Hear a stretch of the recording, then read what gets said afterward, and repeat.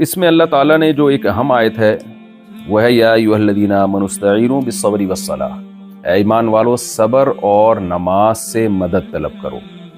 غیر مسلم کیا کرتے ہیں، وہ جب ٹینشن میں اور پریشانیوں میں جاتے ہیں تو ان کے پاس پریشانیوں سے بچنے کے لیے نفسیاتی ڈاکٹرز یا میڈیسن یا ان کے جو موٹیویشنل اسپیکر ہوتے ہیں جو ان کو مختلف طریقوں سے گائیڈ کرتے ہیں، اس کے علاوہ ان کے پاس کوئی آپشن نہیں ہوتا۔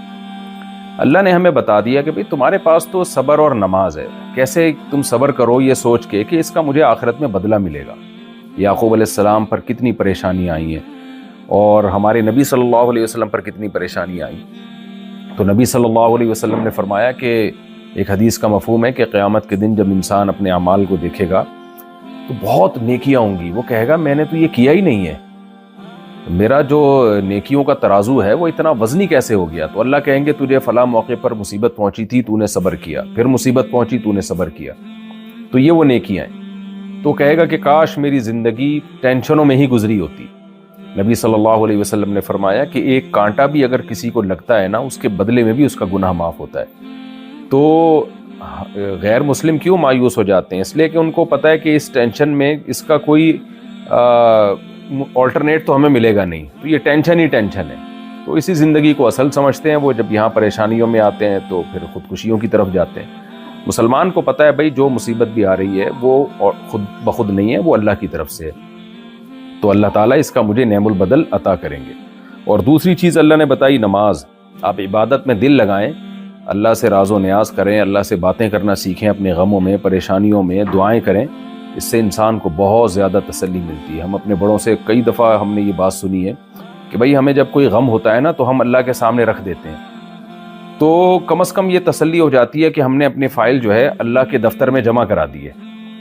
دیکھیں جب کوئی آپ کا کام اٹکا ہوا ہو، کوئی پروجیکٹ آپ نے منظور کروانا ہو کسی ٹھیکیدار نے، تو کیا ہوتا ہے، وہ کہتا ہے بھائی میں نے فائل تو جمع کرا دی، اب جو میرے بس میں تھا وہ ہو گیا ہے، تو اب دیکھیں آگے گورنمنٹ کیا فیصلہ کرتی ہے۔ تو یہاں بھی یہی ہے، آپ نے حکومت کا تو پر اعتماد عام طور پہ نہیں کیا جا سکتا، کبھی کام بناتی ہے کبھی نہیں بناتی، لیکن جب آپ دعا مانگتے ہیں یا نماز پڑھتے ہیں تو آپ اپنا غم اللہ کے ساتھ شیئر کر لیتے ہیں، پھر تسلی ہو جاتی ہے جو میرا کام تھا وہ میں نے کر دیا، اب اللہ جو بھی کرے گا میرے حق میں بہتر ہوگا۔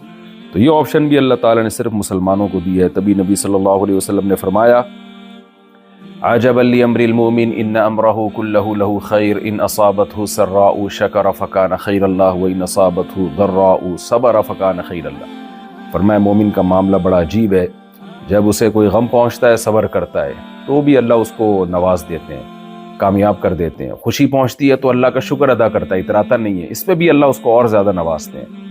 فرمایا لیس ذلک الا للمؤمن، یہ آپشن اور یہ مزے اللہ نے صرف مومن کے رکھے ہیں، غیر مسلم ان نعمتوں سے محروم ہے۔ تو یہ اس پارے کی اہم آیت تھی۔ پھر اللہ تعالیٰ نے غموں سے بچنے کے لیے دو اور بھی ہمیں باتیں بتائی ہیں تاکہ ٹینشنوں میں ہم ان باتوں کو سوچ کے غم ہمارا ہلکا ہو جائے۔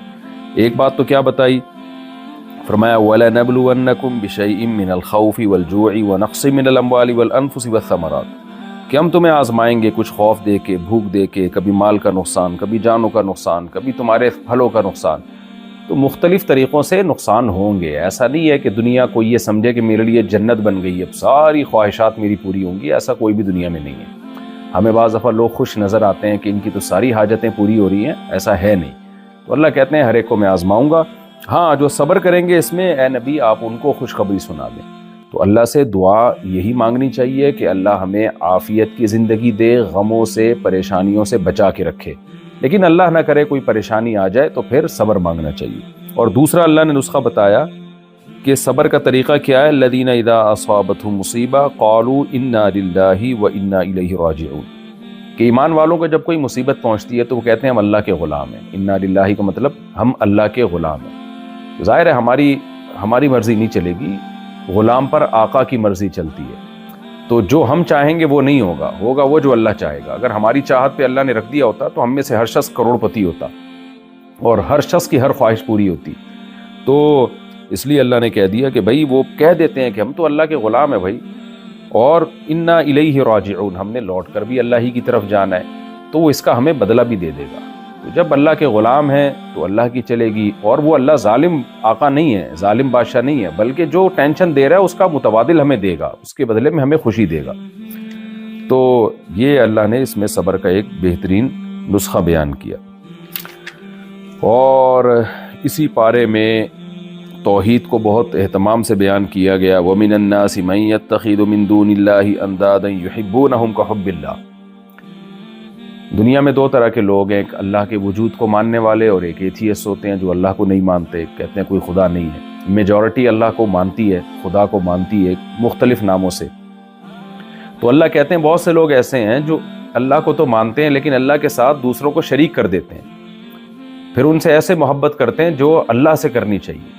اب دیکھیں پتھروں کے بنے ہوئے بتوں کے سامنے، کوئی مزاروں کے سامنے جا کے مانگ رہا ہے ان سے، کوئی کہاں جا رہا ہے، کوئی کہاں جا رہا ہے۔ تو اللہ کہتے ہیں کہ جو اللہ سے محبت ہونی چاہیے وہ دوسروں سے شروع کر دیتے ہیں، تو اللہ کو شرک پسند نہیں ہے۔